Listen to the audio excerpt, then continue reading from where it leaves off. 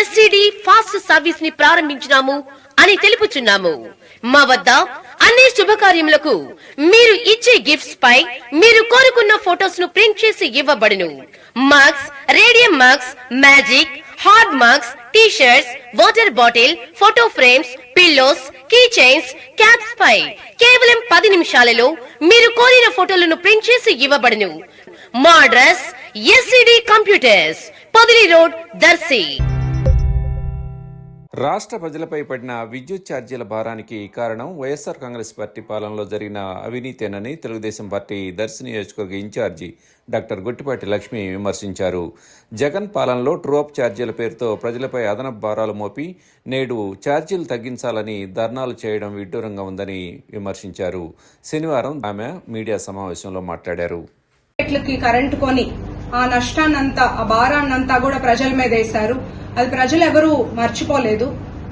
True up charges అనే ఒక ఎవరికి తెలియని పదాన్ని ఒకటి తీసుకొచ్చి సామాన్య ప్రజలు నెలకి 300 నుండి 400 కరెంట్ బిల్ కట్టుకునే వాళ్ళ దగ్గర నుండి 2000 నుండి 3000 రూపాయల వరకు ముక్కు పిండి వసూలు చేశారు. ఇది ఎవ్వరు కూడా ప్రజలు మర్చిపోలేదు. గత 5 ఏళ్లలో చూసుకుంటే 10 సార్లు కరెంటు ఛార్జీలు పెంచారు. మీ ప్రభుత్వం చేసిన అవినీతి వల్ల విద్యుత్ భారాలు రాష్ట్రం మీద 1,29,000 కోట్లు.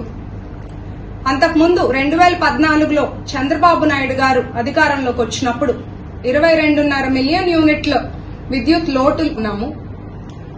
తర్వాత తెలుగుదేశం పార్టీ అధికారం వైసీపీ చేతిలో పెట్టాక 2019లో మిగులు విద్యుత్ ఉండినప్పుడు ఈ 5 ఏళ్లు చూసుకుంటే గతంలో 10 సార్లు కరెంటు ఛార్జీలు పెంచారు. మైలవరం సోలార్ ప్లాంట్ మీద దాడి చేసి దాన్ని ధ్వంసం చేశారు.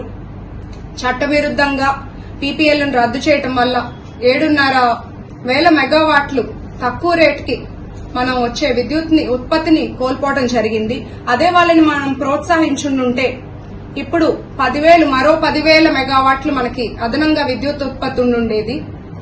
దానివల్ల రాయలసీమ, ప్రకాశం జిల్లాలో ఎంతో మంది యువతకు ఉద్యోగ అవకాశాలు ఉండేది. అట్లాగే మన రాష్ట్రంలో కూడా మనకి ఇంకా మిగులు విద్యుత్ ఉండేది. పక్క రాష్ట్రానికి కూడా మనం అమ్మి లబ్ధి పొందేవాళ్లము. అట్లాగే చూసుకుంటే పోలవరం జల విద్యుత్ కేంద్రం 2021లో పూర్తి చేయకపోవటం వల్ల మనకు జరిగిన నష్టం 4,737 కోట్లు. జెన్కో విద్యుత్ ప్లాంట్ లో విద్యుత్ ఉత్పత్తి తగ్గిపోయింది. దానికి ప్రధానమైన కారణం విజయసాయిరెడ్డి గారు నాసిరకమైన బొగ్గు సప్లై చేయటం వల్ల. అదే మంచి నాణ్యమైన బొగ్గు సప్లై చేస్తుంటే మనకు విద్యుత్ ఉత్పత్తి బాగుండేది. విద్యుత్ సంస్థల పైన 49,000 కోట్ల అప్పులు చేసినా కూడా ఒక్క విద్యుత్ ప్లాంట్ నిర్మించలేకపోయారు. నిర్మాణం పూర్తయి విద్యుత్ ఉత్పత్తికి సిద్దంగా ఉన్న కృష్ణపట్నం బీటీపీఎస్ లాంటి పోర్టులు సకాలంలో అక్కడ ప్రారంభించకపోవటం వల్ల దీని కారణం చూపించి విద్యుత్ కొరతలు సృష్టించి బహిరంగ మార్కెట్లో అదనపు రేట్లకి విద్యుత్ ని కొని ఆ భారాలన్నింటినీ కూడా ప్రజల మీద వేశారు. దానివల్ల 2,700 కోట్ల నష్టం రాష్ట్రానికి. ట్రాన్స్ఫార్మర్స్, స్మార్ట్ మీటర్స్ అన్ని లాంటి పరికరాలను కమిషన్స్ కోసం అధిక రేట్లు కొనటం, మళ్లీ కోట్లలో నష్టం. అధిక వడ్డీ రేట్ల వల్ల 10,892 కోట్లు మనకు నష్టం జరిగింది. సెకీ ఒప్పందంలో 1,750 కోట్లు లంచం తీసుకున్నట్టుగా అమెరికా కోర్టులో జగన్మోహన్ రెడ్డి గారి మీద కేసు నమోదైంది. ఆ ఒప్పందంలో ఏడాదికి 3,850 కోట్లు అంటే మొత్తం 30 ఏళ్లకి 1,00,000 కోట్ల వినియోగదారులపై నష్టం ఇప్పుడు గత ప్రభుత్వం వల్ల జరిగింది. ఇలాగా వాళ్ళు విద్యుత్ ఛార్జీలు వాళ్లే పెంచి వాళ్లే ధర్నాలు చేస్తుంటే ఇంకా ఎందుకు ప్రజల్ని మోసం చేయడానికి వాళ్ళ ప్రయత్నాలు విరమించుకుంటే మంచిది. నేడు రాష్ట్రంలో చూస్తే 20,000 మెగావాట్లున్న విద్యుత్ సామర్థ్యం గల ప్లాంట్లను అన్ని నిర్మించింది చంద్రబాబు నాయుడు గారు. దానివల్ల రైతులకు ఉచిత విద్యుత్ ఇవ్వగలుగుతున్నాము. అలాగే ఎస్సీ, ఎస్టీ, కొంత బీసీ కులవృత్తిదారులకు కూడా 200 యూనిట్ల వరకు ఉచితంగా కరెంట్ ఇవ్వగలుగుతున్నాము. ఆక్వా రైతులకు ₹50 విద్యుత్ ఇవ్వగలుగుతున్నాము.